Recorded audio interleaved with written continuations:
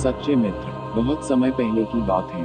एक सुगन हरे भरे वन में 4 मित्र रहते थे। उनमें से एक था चूहा, दूसरा कौआ, तीसरा हिरण और चौथा कछुआ।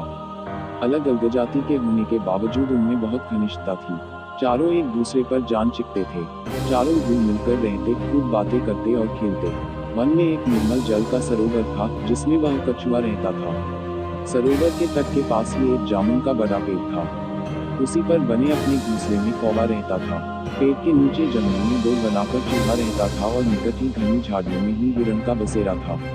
दिन को कछुआ तट के रेत में धूप सेकता रहता, पानी में डूब किया लगाता।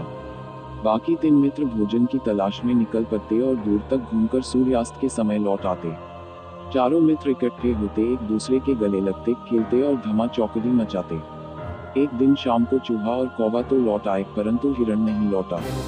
तीनों मित्र बैठकर उसकी राह देखने लगे। उनका मन खेलने को भी नहीं हुआ। कछुआ भर्राए गले से बोला, वह तो रोज तुम दोनों से भी पहले लौट आता था। आज पता नहीं क्या बात हो गई, जो अब तक नहीं आया। मेरा तो दिल डूबा जा रहा है। चूहे ने चिंतित स्वर में कहा, हाँ, बात बहुत गंभीर है। जरूर वह किसी मुसीबत में पड़ गया है। अब हम क्या करें? कौवे ने ऊपर देखते हुए अपनी चोंच खोली। मित्रों, वह जिधर चरने प्रायः जाता है, उधर मैं उठकर देख आता, पर अंधेरा घिरने लगा है। नीचे कुछ नजर नहीं आएगा। हमें सुबह तक प्रतीक्षा करनी होगी। सुबह होते ही मैं उठकर जाऊंगा और उसकी कुछ खबर लाकर तुम्हें दूंगा। कछुए ने सिर हिलाया। अपने मित्र की कुशलता जाने बिना रात को नींद कैसे आएगी? दिल को चैन कैसे पड़ेगा?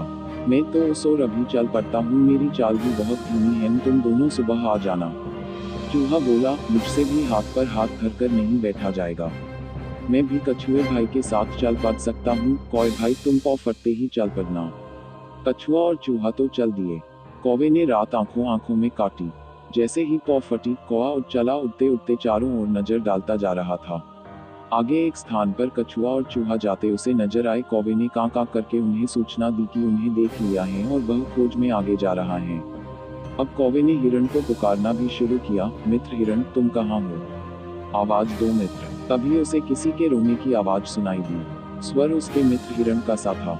उस आवाज की दिशा में उठकर वह सीधा उस जगह पहुंचा, जहां हिरण एक शिकारी के जाल में फंसा चटपटा रहा था। हिरण ने रोते हुए बताया कि कैसे एक निर्दयी शिकारी ने वहां जाल बिछा रखा था।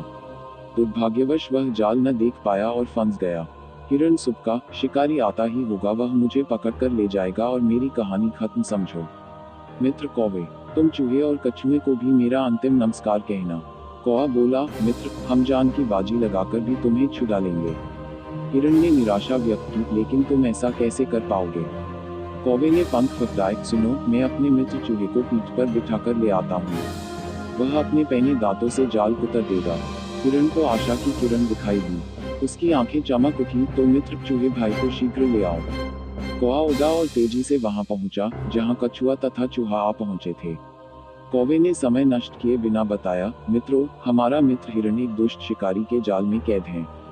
जान की बाजी लगी है। शिकारी के आने से पहले हमने उसे न छुड़ाया तो वह मारा जाएगा। कछुआ हकलाया, उसके लिए हमें क्या करना होगा? जल्दी बताओ।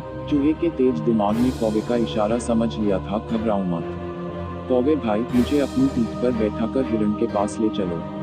चूहे को जाल कुतर कर हिरण को मुक्त करने में अधिक देर नहीं लगी। मुक्त होते ही हिरण ने अपने मित्रों को गले लगा लिया और रुंधे गले से उन्हें धन्यवाद दिया। तभी कछुआ भी वहां आ पहुंचा और खुशी के आलम में शामिल हो गया। हिरण बोला, मित्र, आप भी आ गए।